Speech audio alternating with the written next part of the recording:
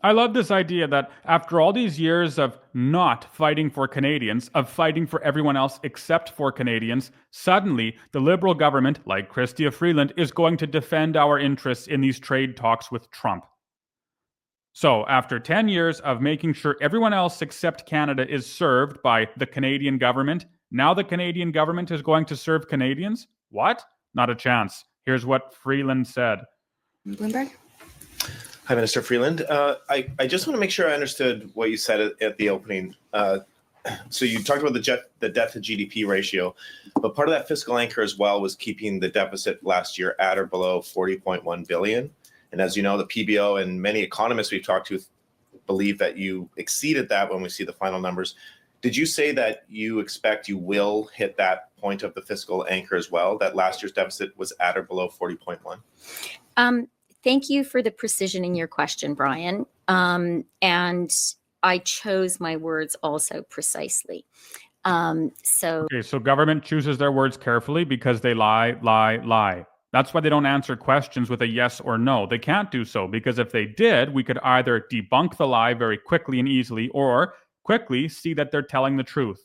But Freeland doesn't want that. No, instead she wants to lie without being called out for the lie. So what she does is instead of answering precisely and with brevity, she takes a long string of complicated words, which, when mangled together as she does mangle them, mean absolutely nothing. Nothing at all. But she takes 10 minutes to make that particular statement.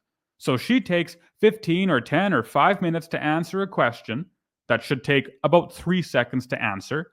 And in the process of doing so, she says nothing at all. Nothing at all. It allows her to lie and get away with the lies. Of course, the lies are being exposed, but nevertheless, that's her strategy. So let me sort of restate for clarity. Our fiscal anchor is the debt to GDP ratio and a declining debt to GDP ratio. And that is so critical because that is really a way of saying our public finances are sustainable. If your debt is declining as a share of the economy, by definition, your fiscal position is sustainable, and that is really important. Okay, so let's look at the debt to GDP ratio. If Freeland thinks it's so important, she says it's so important, let's take a look. Here it is, trading economics. So Trudeau comes to power here, and look at the difference in the debt to GDP ratio versus what we had before. You can increase the size of the graph if you wish. Look, declining. It goes up in 2009 during the spending, neutral. And then when Trudeau comes to power, up it goes. Up it goes. Continues to increase, as is the trend for big governments across the world. More spending. It's not sustainable, and it's not meant to be sustainable. It's meant to drive Canada into the ground. It's meant to drive Canada into a pit so that every Canadian is in poverty and has to go to government to say, please, can I have a food stamp? That is the goal. I expect that when I table the numbers on Monday, I will show that the debt to GDP ratio, which we forecast in the 2024 budget for the 23-24 fiscal year, will be met. Okay, thank you. Yesterday, the Prime Minister talked about something that you've also talked about, which is how Canada had to respond the last time Donald Trump put in tariffs, that there was carefully targeted tariffs, and we went dollar for dollar, and it worked eventually to negotiate a solution. What Donald Trump's talking about now are economy-wide tariffs. Do you expect that might require a different response from Canada than how it responded the last time when you only had the steel and aluminum tariffs in place? We are going to get annihilated in these trade talks. There is no doubt about it. You take the Trump administration and you take the Trudeau government, and you can ask yourself, what exactly is the government, or which administration cares most about its people, and which is most competent in the art of trade, in the art of negotiation, in the art of economics? The answer is clear. No one needs to ask the question, for that matter, at all. We know that if you put those two administrations in a room together, Trump's administration, when it comes to trade, economics, a deal for Americans, etc., will come out on top every time. The difference in authority between these two administrations is manifest, right? Here's Freeland acting, I guess, as some sort of representative of the rest of the government when it comes to these economic deals. And here's Trump. It was a pleasure to have dinner the other night with Governor Justin Trudeau of the great state of Canada. I look forward to seeing the governor again soon so that we may continue our in-depth talks on tariffs and trade, the results of which will be truly spectacular for all. Donald J. Trump. Now, I'm not criticizing Trump. He's a brilliant negotiator and he wants to do what's best for America. That's clear, right? You look at the policies which he's passing, he is working hard to see that the American life is better than it was before. And that to me makes sense. As a prime minister, as a president, as a king, as a queen, as any leader of a country, it should be your goal to make sure your citizens are living their best lives possible. That means Canada, or the Canadian Prime Minister and his government, should be working to see that Canadians' lives are as good as they can be. It means the American president should be working to see that the American life is as good as it can be. And when all of that comes together, which it does through the free market and trade and the invisible hand and so on, you see a world with a better quality of life than what we'd otherwise have. But with this government, they do the exact opposite. They have no concern for Canadians. All they care about are people besides Canadians. All they care about serving are those who don't live in this country, it seems. So we're supposed to think that we're going to get a good deal with this government in charge? Yeah, right. So the Prime Minister was really clear yesterday.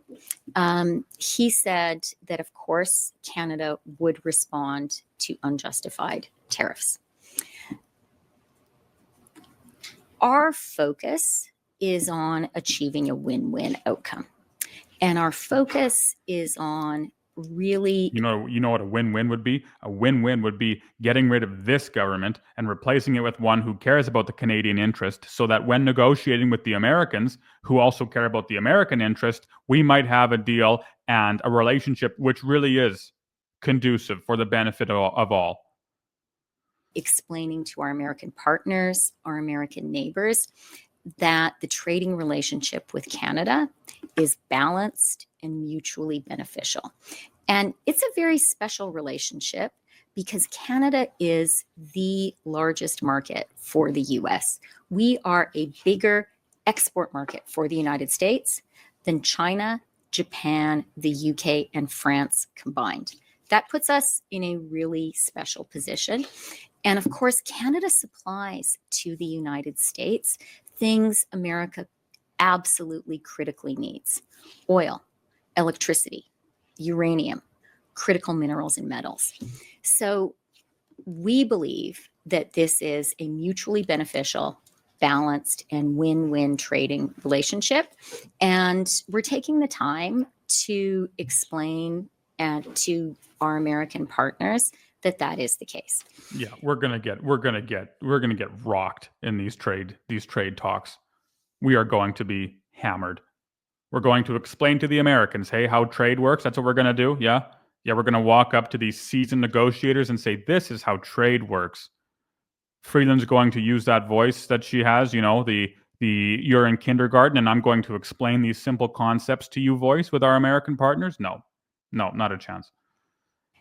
As the Prime Minister said, we have had in the past experiences with unjustified tariffs from the United States. The experience in 2018 was that Canadian retaliation ultimately worked. And it worked because of our importance to the United States as an economic partner. For sure, Canada depends on the United States and benefits from our economic relationship with the United States. But it's also true that the United States benefits from its relationship on us. And that win-win, balanced, mutually beneficial relationship is what we are focused on. Great. Jordan from the Financial Post. Morning. Does your government still think it's important to shrink the federal deficit? So it never did, right? It never thought it was important to do that. As a matter of fact, it thinks the opposite. It's always thought the opposite. The government thinks it's important to increase deficit, spending, debt, and so on. Why? Because again, It drives Canada into an economic hole. That is the task. That is the goal. That is the objective for this government. They want to drive every Canadian into a pit of poverty so that our only option is to go to the federal government and say, we will serve you, we'll follow you, we'll vote for you, I guess, as long as you continue to meet our daily bread and supply what we need for our families to live. It is a sinister plan, but it's the plan the Liberal government uses. I have no doubt about it. Just look at their policies. No rational man who actually wants to help Canadians, who actually tries or wants to increase their economic viability, would pursue the policies that this Liberal government is. No one. You can look at the data. And yet, the government continues with their push. Why? Perhaps it's because their intentions are not to help Canadians, but harm them. I was careful and precise in my comments about the debt to GDP ratio. Maintaining a declining debt to GDP ratio is our fiscal anchor. That is important. That is how we maintain sustainable public finances. When it comes to the deficit, Canada has the lowest debt to GDP ratio and the lowest deficit in the G7, and that's important too. Just on the Trump tariff front, have you had any conversation, just an update, have you had any conversations with your American counterparts related to this in recent weeks? What are you telling them?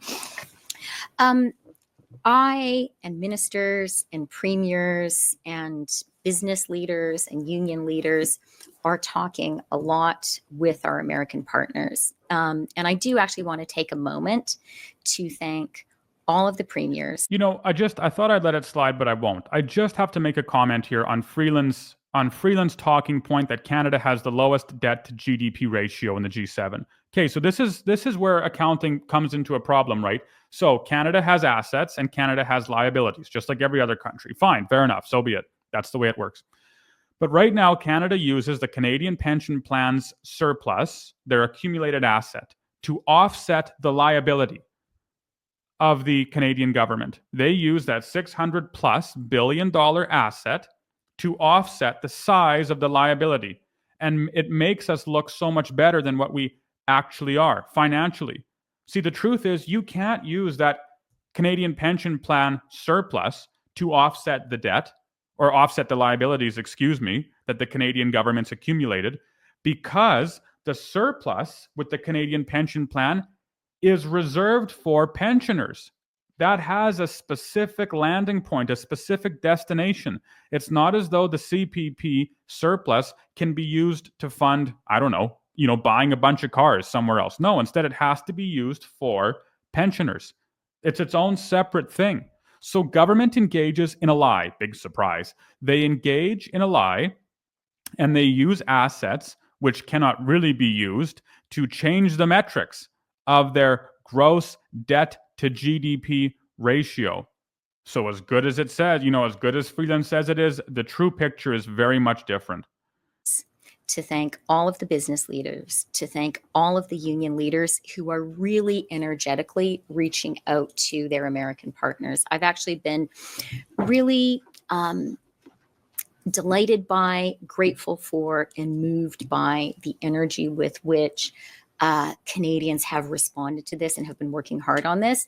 And people have been sending me updates of their meetings, unsolicited updates. My ministerial colleagues have also been out there having many, many conversations. So a lot of work is being done right now. And our message is really transparent and it's clear. It's exactly what I said in response to Brian's question, that we have a balanced, mutually beneficial economic relationship. It is a win-win right now, and it is important. Americans don't wake up in the morning and think about Canada. That's okay. And so this is a good opportunity for us to remind our neighbors that even as we get a lot of benefit as Canadians from our economic relationship with the United States, they benefit from their relationship with us. We are a really big market for them. We are bigger than China, Japan, the UK, and France combined. That is a lot. And we supply to the United States things America critically needs: oil, electricity, uranium, critical minerals. And so that is the case that we're making right now. We're approaching this from a position of weakness. I think that's clear. It sounds like the Canadian government is just begging Trump to let off. That's what it sounds like to me. We've heard that from Trudeau, from Freeland, and from others. No confidence in this government whatsoever. Marika Walsh from the Globe and Mail. Good morning, Ms. Freeland. Today, you're very clearly signaling that you will not meet one of your 3 deficit guideposts, as you called them, or fiscal guideposts, as you called it in the spring budget. In the spring budget speech, you said it was responsible to have very specific, fiscal guideposts, including limiting the deficit to 40.1 billion or lower. So are you saying you're now comfortable going past that? So, good question. Government loves to change goalposts. They love to change the rules because they are the rule makers. This is what's so damaging with government. You have a law, and that law can't be changed. You and I are subject to that law. And if we break it, if we trespass beyond it, we go to jail. Fair enough. But then you have lawmakers, government here. They make a law, and if they want to trespass beyond it, they just make a new law because it's lawful for them to do so. Way government works. So it's corrupt, and it's the way government operates. So Freeland says one thing, but then she's decided circumstances have changed. And now it's time to change the goalposts and the laws and the rules and the targets again and again and again. And they continually change them. Why is she doing that? Oh, she's a progressive. She has no standard. No, she doesn't believe in anything objective. Instead, she says, we'll just keep moving forward or in a different direction forever and ever and ever, never actually achieving any of our targets so that we can continue to remain in power, promising Canadians that if you keep us here, we will meet our targets. Brutal. So I am not going to comment on anonymous rumors that are out there in the town right now. No, I'm not going to comment on anonymous rumors. So the reporter goes, it's not anonymous, it's right here. And of course, Freeland can't answer that. So she just repeats her talking point. Good question. That are out there in the town. I offered something very clear information on what I expect when it comes to the debt to GDP ratio. The debt to GDP ratio is our fiscal anchor. That is it's not just the guarantee of fiscal sustainability, that is fiscal sustainability. And it was important for me to be clear about that today. The other thing that I do want to say. Okay, so government, this is just an aside, love to talk about how when we use a net debt metric, we are, 5th lowest ranking among 32 industrialized countries. Wow, wonderful, fantastic. But when you use a gross debt metric, all of a sudden our position falls to 26th. So the difference is manifest. So many of these details determine what our financial position is actually like. Is from the time that following the COVID recession, Canada experienced global inflation and the high interest rates which followed. Our government's focus has been on supporting the Bank of Canada Nope. The government's focus has been on destroying Canada. Can't repeat it enough. Getting inflation down and then which they haven't done. Interest rates down. And so the fact that that inflation has been within the Bank of Canada's target range for all of this year. We've debunked this so many times, it's getting tiring. Inflation is still rising. It was rising, rose like this, and now it's rising. It hasn't gone down. So this talking point that we're within the target range is just garbage. Is material. I'm going to quote the governor of the Bank of Canada from an appearance in the Senate Banking Committee in October when he said, we're no longer trying to get inflation down. Government spending is not pushing against us getting inflation down. We've got it down. So that is... Yeah, Malcolm's wrong. And he's been wrong before. Like, the inflation's bad. Just go to the grocery store. People can see it. Everyone can see. Everyone feels it. Everyone knows it. Government's printed so much money. The only way to curb it, the only way to stop inflation, there is only one way to do it, and that's to call in the loans. You have to destroy money. That's the only way to stop it. True inflation. Not a rise in price. That's a consequence of inflation. But inflation itself, the only way to destroy it is to destroy money. Is also a really important fact about where the Canadian economy is right now.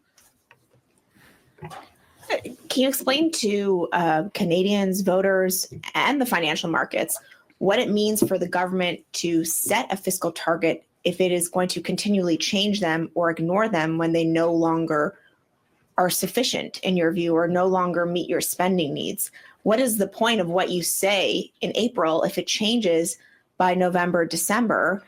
And what consequence should you or the government face for not meeting these goals that you yourself set? Good question. There is no point in setting the goals. That's the entire point. Very good question. There is no purpose in setting them.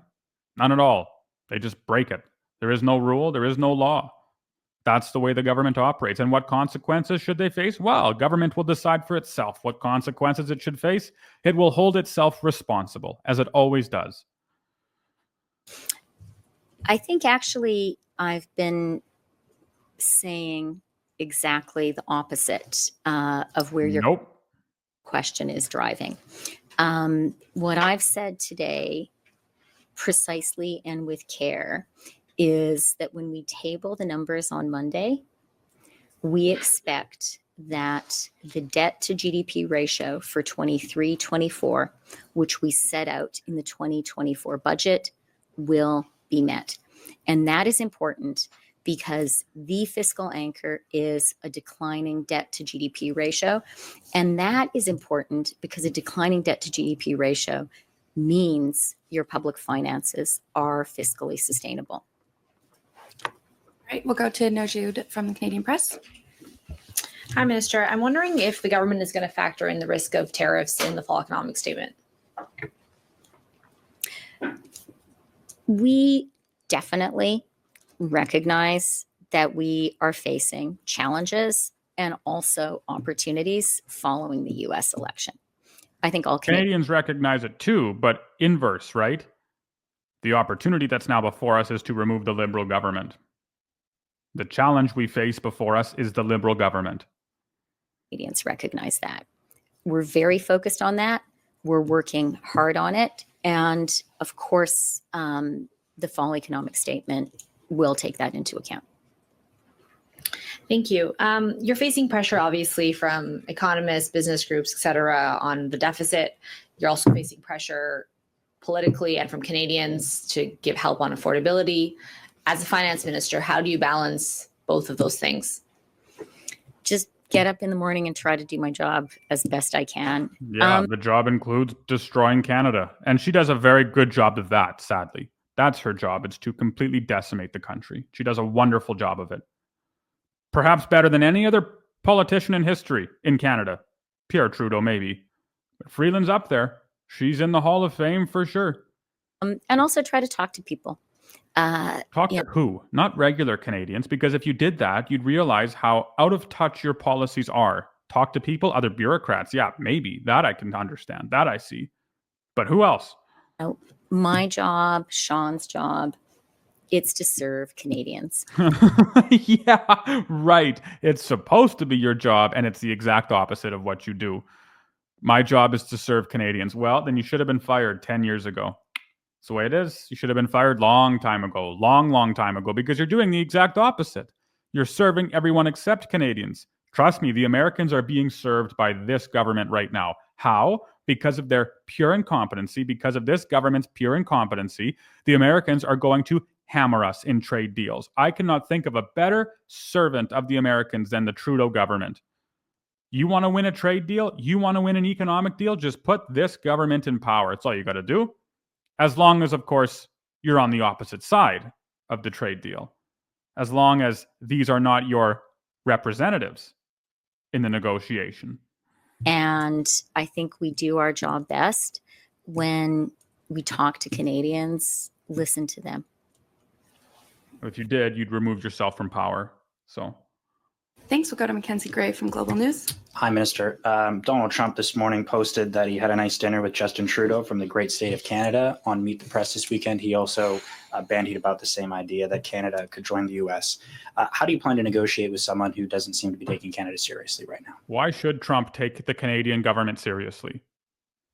Like, why? Canadians don't take this government seriously, nor should we. They're a disgrace.